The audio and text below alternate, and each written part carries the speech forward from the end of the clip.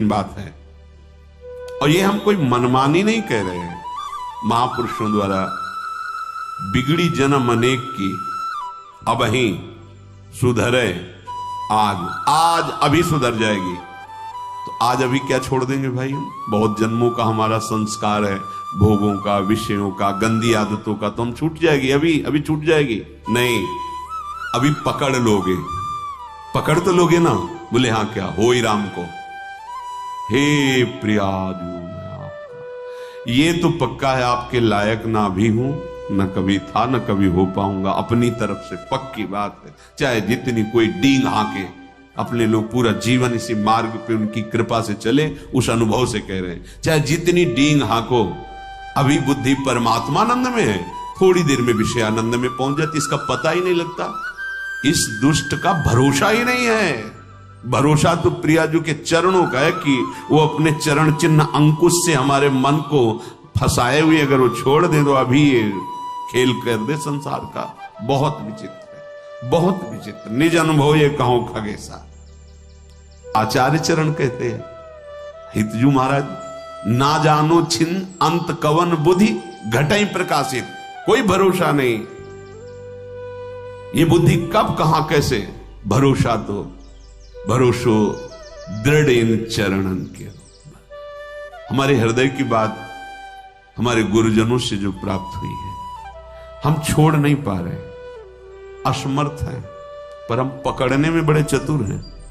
तो प्रभु गुरु कृपा से आपका नाम, आपकी बात, आपका आश्रय पकड़ में आया है। आपको देख तो नहीं पा रहे, आपका आश्रय पकड़। तो जब ये नहीं छोड़ सकते तो हम आपको भी नहीं छोड़ सकते। ये जीत जाओगे, कोई भी तुम्हारी दुर्गति करने में समर्थ नहीं। और इतना आ गया तो तुम महात्मा बन जाओगे, सब छूट जाएगा, सब छूट जाएगा। क्योंकि जैसे जैसे ज्ञान का प्रकाश होगा, अज्ञान नष्ट होता चला जाएगा। अगर हम इससे कोई कहे कि सब छोड़ करके फिर प्रभु की शरण में आओ, तो असमर्थ, सब असमर्थ हैं, सब। घोर वैश्याचारी भी, वैश्यागमन करने वाले भी जब भगवान की शरण में आए तो महात्मा बन गए। करो सद्य ते साधु समान।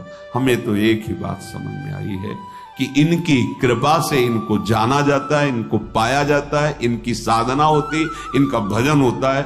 सच्ची बात कह रहे हैं, अपनी तरफ से हम शून्य हैं।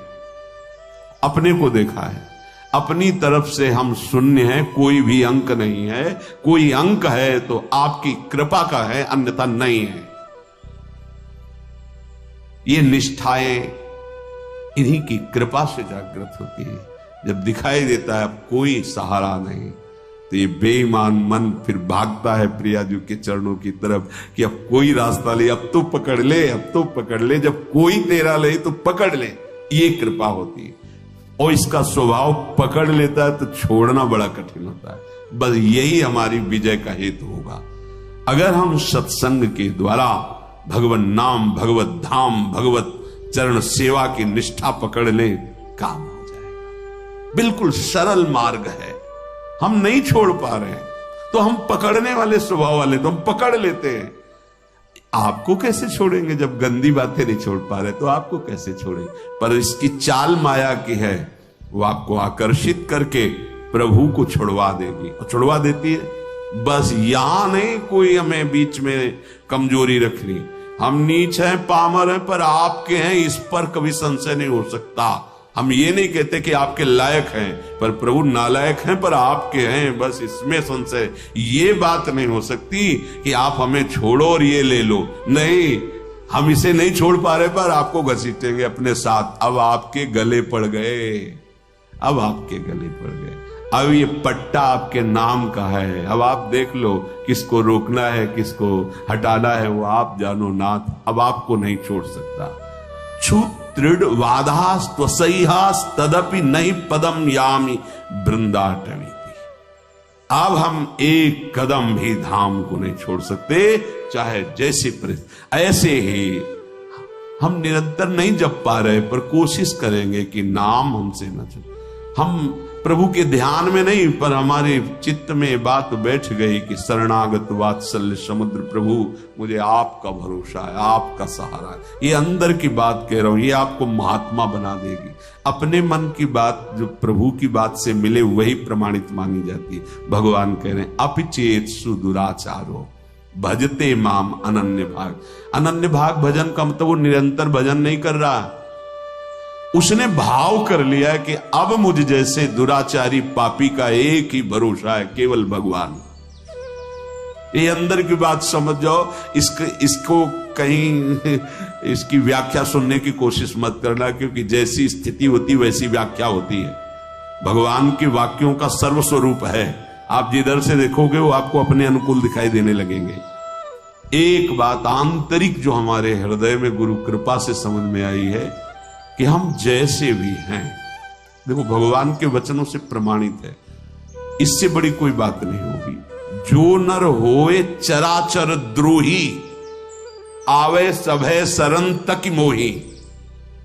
चराचर का द्रोही है, पर वो भयभीत हो गया कि अब मेरा कोई सहारा नहीं है, प्रभु के सिवा मुझे कोई नहीं बचा सकता, मैं इतने पाप किए हूं। भगवान कह, उसके लिए कह रहे हैं जो शब्द है तज छल कपट मोह मद माना, करो सद्य ते साधु समाना। इसका अर्थ ऐसे लिया जा सकता है कि वो छल कपट मोह मद मान का त्याग कर हमारी शरण में आवे तो हम उसे साधु बना देंगे शब्दावली से, लेकिन भाव में ऐसा नहीं है। फिर महाराज साधु क्या बनाएंगे, तो साधु हो गया। जो छल कपट मद मान इन सब का त्याग करके आपकी शरण में आया है तो आप साधु क्या बनाएंगे, तो साधु है ही, इसी को तो साधु कहते हैं। तो यहां भाव ये है कि तज, मैं त्याग कराऊंगा उसके छल कपट मद मान का त्याग कराकर करो सद्य। जो करो शब्द है वहां यहां से लागू होगा पूरी चौपाई में। तज छल कपट मोह मद माना, करो सद्य ते साधु समाना। उसको सब त्याग, क्योंकि उसे ही त्यागना है ना, तो मैं उसे सामर्थ्य देता हूं। वो छल कपट मोह मद मान का त्याग कर देता है और मैं उसे साधु स्वरूप। और भगवान गीता जी में इसी श्लोक में कहा अपिचेत, कि उसे मानो वो साधु हो गया क्योंकि मेरी शरण में आ गया है, अब मैं संभालूंगा। भगवान का आश्रय लेकर भरोसो दृढ़ इन चरणों के, दृढ़ता पूर्वक। ये दृढ़ता तुम्हारी फिसलाने के लिए बहुत से ऐसे माया जाल फेंकेगी, तुम्हारी अश्रद्धा हो जाए, तुम्हारा प्रश्न जोरदार हृदय में प्रकट, तुम्हारी प्रिय जगह में जहां ममता है आसक्ति वहां प्रहार करेगी माया। फिर हे भगवान, नहीं नहीं, आपका था, आपका है, आपका रहेगा प्रभु, अब नहीं, अब धोखा नहीं, आपके सिवा नहीं। ये बड़े बड़े भक्तों के जीवन में देखो ना, उसी पुत्र के ब्याह के में ठाकुर जी जा रहे हैं, वही पुत्र जो अंतर ध्यान व्रत करताल उठा के नाच रहे नरसिंह मेहता, हे गोविंद तेरा सब मंगल में, अच्छा किया, अब निरंतर और चिंतन आपका बढ़ेगा। पर ये निष्ठावान ही कर सकता, नहीं तो नहीं। तो ये क्या रात दिन भजन करते हैं पुत्र, वो भी राधे राधे। श्रीवास जी के हर महाभागवत को देखो, ये आने जाने वाला देश है, टिकाऊ नहीं है। ये परिवर्तनशील नाशवान शरीर है, अविनाशी नहीं है। यहां जितना खेल है बस होश में खेल लो, इस खेल से मुक्त हो जाओ। यही होश है कि और को छोड़ पाओ ना छोड़ पाओ, इनको मत छोड़ना, इनको पकड़ लो, जीवन कृतार्थ हो जाएगा। चलते हैं महाभागवत पांडवों के पावन चरित्र में प्रसंग चल रहा है। महाराज युधिष्ठिर को दुखी देखकर उनके मामा जो माद्री जी के भाई शल्य, वो प्रसंग सुनाया कि आप और द्रौपदी को ही केवल दुख नहीं हुआ, देवराज इंद्र और उनकी पत्नी शची को भी महान दुख को भोगना पड़ा है, आप चिंता ना कीजिए। तो उन्होंने पूछा क्या दुख भोगना पड़ा, वो तो त्रिभुवन पति हैं। तो प्रसंग चल रहा था, त्वष्टा जी के हृदय में द्वेष भाव देवराज इंद्र की प्रथा, उन्होंने विश्वरूप को मंत्र बल से प्रकट किया, देवराज इंद्र ने वज्र के द्वारा उनका, फिर उन्होंने वृत्तासुर को प्रकट किया, फिर वृत्तासुर का कल चरित्र आपने सुना। अब जो वृत्तासुर से ब्रह्म हत्या प्रकट हुई, वो इंद्र को कहीं भी शांति नहीं लेने दे रही थी। तो जल को एकांत देश में जाकर जल को स्तंभित करके कमल नाल में सूक्ष्म रूप से प्रवेश होकर के वहां रह रहे थे। अब देवराज इंद्र पद खाली था तो समस्त ऋषि देवताओं ने देखा त्रिभुवन में अराजकता फैल रही। तो लोकपाल देवता ब्रह्म ऋषि सब विचार करने लगे कि त्रिभुवन पति पद पर किसका अभिषेक होना चाहिए। इस समय त्रिभुवन में कौन है जिसे त्रिभुवन पति पद दिया जाए। तो देखा गया तपस्या में, यज्ञों में, दान पुण्य में, धर्म में बहुत बढ़े हुए महाराज नहुष जी हैं। उनके पास देवता ऋषि सब गए, प्रार्थना की। तो नहुष ने कहा कि मैं आपके सामने बहुत दुर्बल हूं, मेरे में इतनी सामर्थ्य नहीं कि मैं आप देवता और ब्रह्म ऋषियों का शासन कर सकूं। राजा वही होता है जो सबसे बलवान होता है, मैं तो निर्बल हूं आपके सामने। तो ये सुनकर के संपूर्ण देवता ऋषि मुनि स्वर्ग के राज्य का पालन करने के लिए उनसे कहा, अच्छा तो तुम इस बात से अपने को कमजोर मान रहे हो तो हम ये वरदान देते हैं। समस्त देवता ऋषियों ने कहा, देवता दानो यक्ष ऋषि राक्षस पितर गंधर्व भूत मनुष्य जो भी आपके सामने दृष्टि में आ जाएगा उसका आधा तेज बल तप बल सब आप में आ जाएगा। अब आपको कोई परेशानी, आप स्वर्ग में ब्रह्म ऋषियों के द्वारा आदर पाकर के त्रिभुवनपति आसन पर बैठे। धर्म को आगे रख करके राजा नहुष को अभिषिक्त किया गया, अभिषेक किया गया वेद मंत्रों द्वारा और परम दुर्लभ देवराज इंद्र के पद पर उनको बिठाया गया। अब को नरस जन्मा जग माही प्रभुता पाहि जाहि मद नाही। कौन ऐसा है जो संसार में बड़ा पद मिल जाए और अभिमान ना आ जाए। यही रोग इनको भी लग गया, त्रिभुवनपति पद।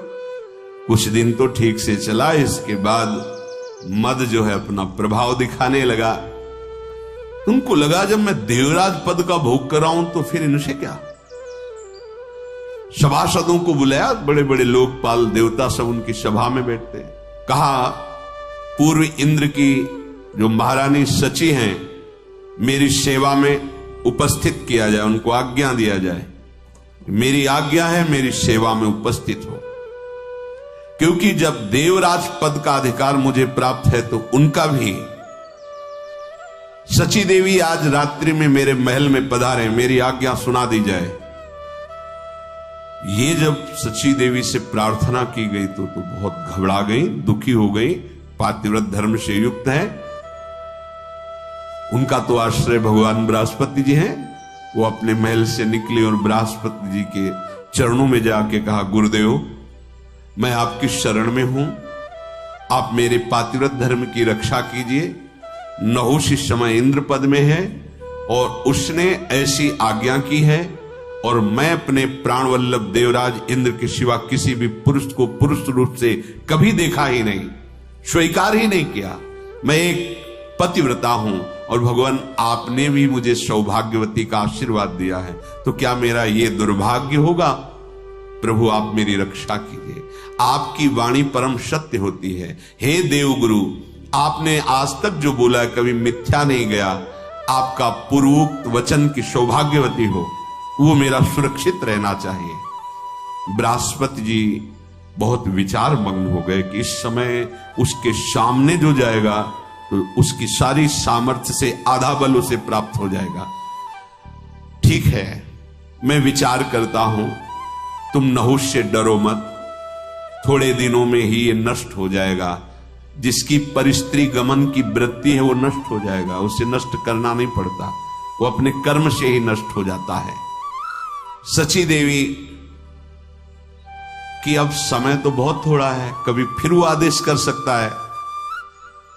वो रात्रि देवी की उपासना की। रात्रि देवी उपश्रुति नाम से प्रकट हुई। सची जी ने कहा, जा इंद्र पुनः छुप गए, मुझे ले चलो, मैं स्वयं उनसे बात करूंगी। उपश्रुति देवी, ये सब खाली नहीं कि दिन रात्रि, ये सब साक्षात हैं। ये भगवत स्वरूप है, इसीलिए किसी के पाप और पुण्य का हिसाब वहां करने के लिए वकील की जरूरत नहीं होती। जिस समय तो समय उपस्थित है, रात है या दिन वो उपस्थित है, जिस दिशा में वो उपस्थित है। तुम्हारा मन स्वयं आत्मस्वरूप से प्रभु, सब वहां किसी की सलाह की जरूरत नहीं, जो कर्म उसका उसी क्षण हिसाब। उपश्रुति देवी ध्यान में देखा कि इंद्र कहां है, देखो जल को स्तंभित करते हुए कमल नाल के अंदर छुपे बैठे हैं। उपश्रुति देवी को वहां उपस्थित देखकर इंद्र प्रसन्न हुए। अब आप आ गई तो कोई न कोई उपाय तो बताएंगे ही। उन्होंने कहा, इंद्रदेव तुम्हारा कल्याण हो, इंद्राणी का दुख देख करके मैं आई हुई हूं।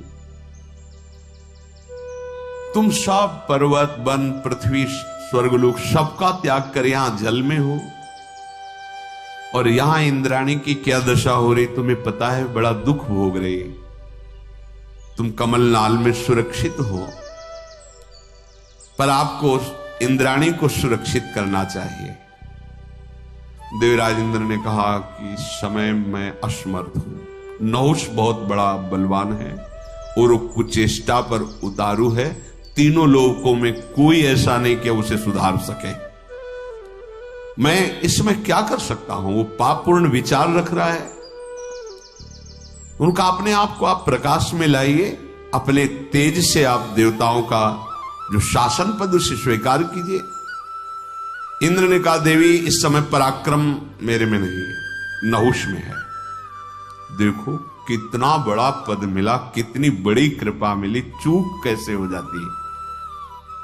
इसीलिए जब तक भगवत आराधना में नहीं चित्त डूबता या भगवत आराधन संतों के शासन में नहीं रहता तो बड़े बड़े से चूक हो जाती है।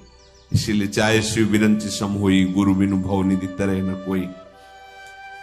तुम्हें गुप्त रूप से एक कार्य करना, मैं उपाय बता देता हूं। अब इंद्र जी उपाय बता रहे कि तुम नहुष के पास जाना, निर्भय रहना, और उससे कहना जगतपति हो तुम, तुम्हारा पूरा अधिकार है जगत पर। मैं देख रही हूं कि इंद्र समर्थ है, तो अब तुम ही इंद्र हो, तुम्हारा पूरा अधिकार। पर मैं ऐसा चाहती हूं कि आज तक जो कोई ऐसे वाहन पर न बैठा हो, ऐसे वाहन से तुम हमसे मिलने आओ। नहुष मुस्कुराया और कहा, मैं समझ नहीं पा रहा हूं तुम क्या कहना चाहती हो। बोले, दिव्य पालकियों में मिलने आते हैं, कोई अपने वाहनों पे आते हैं। मेरी इच्छा है कि तुम मेरे लिए ऐसे वाहन पर आओ जैसे आज तक कोई न बैठा हो। तो तुम केवल इशारा कर दो, वैसे ही मैं आऊंगा। इंद्राणी बोली, आप मेरे पति हो सकते हो, पर मेरी अभिलाषा के अनुसार आओ। पहले के जो इंद्र थे ना, वो मेरे से मिलने जब आते थे तो ऐरावत हाथी पे आते थे, कोई कोई हंस पे, कोई किसी पे। पर मेरी इच्छा है कि भगवान विष्णु तक जिस वाहन पे न बैठे हो, ऐसे वाहन पर बैठ कर आओ, क्योंकि आप तो बहुत बलवान हैं। प्रसन्न हो गया नहुष। बोलो तुम। बोले, आज तक ऋषियों की पालकी में बैठ के कोई नहीं चला त्रिभुवन में। ये जो सप्त ऋषि हैं, ये पालकी पे हो और आप बैठ के आए, फिर मैं आपका स्वागत करूंगी। देवराज इंद्र ने बताया था ये ऐसा तुम करो, बस मैं आपको स्वीकार करती हूं।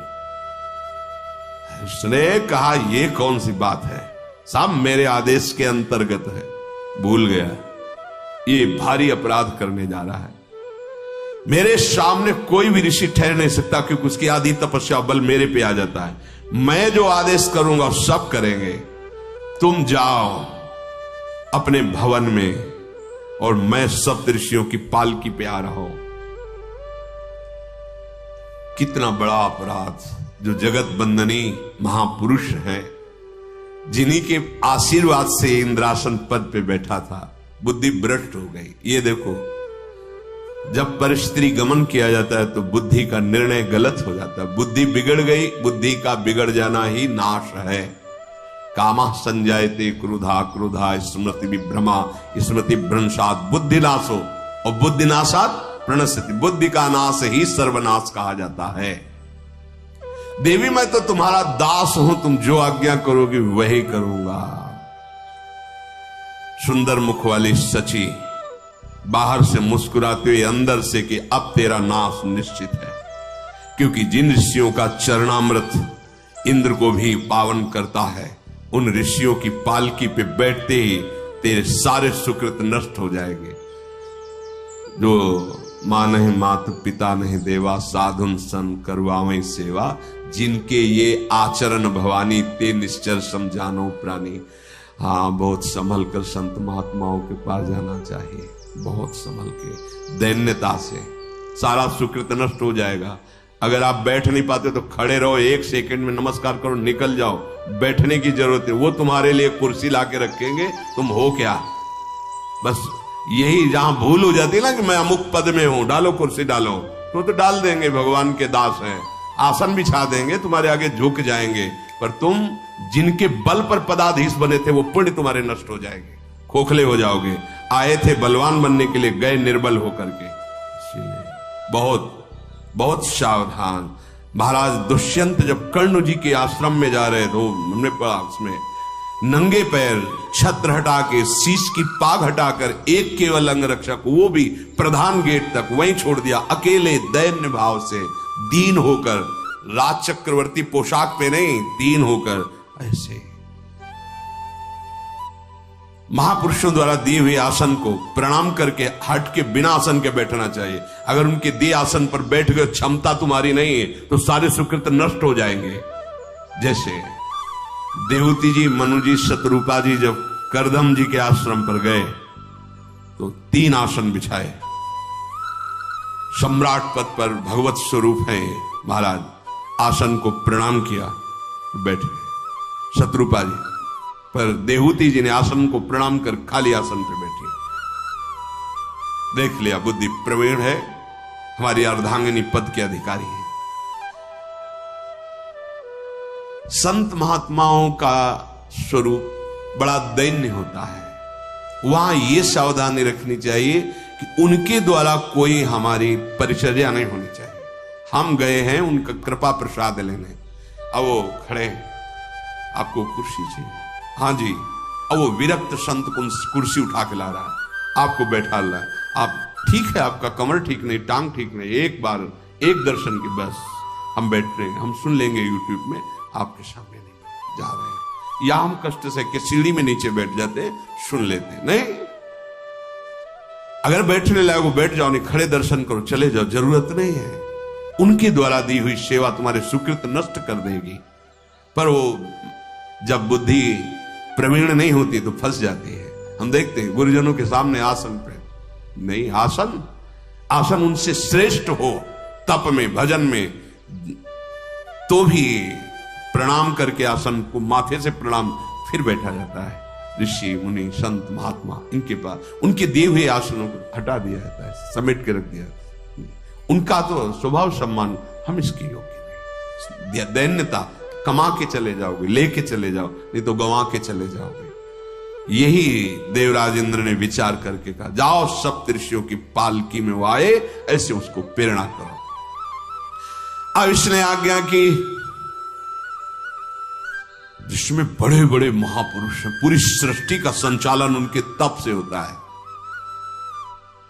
बृहस्पति जी के घर पे इंद्राणी, और दुष्टात्मा नहुष तो एकदम बावरा हो गया, समझ ही नहीं पाया कि मेरे नाश की बात हो रही है। बहुत होश में रहना चाहिए।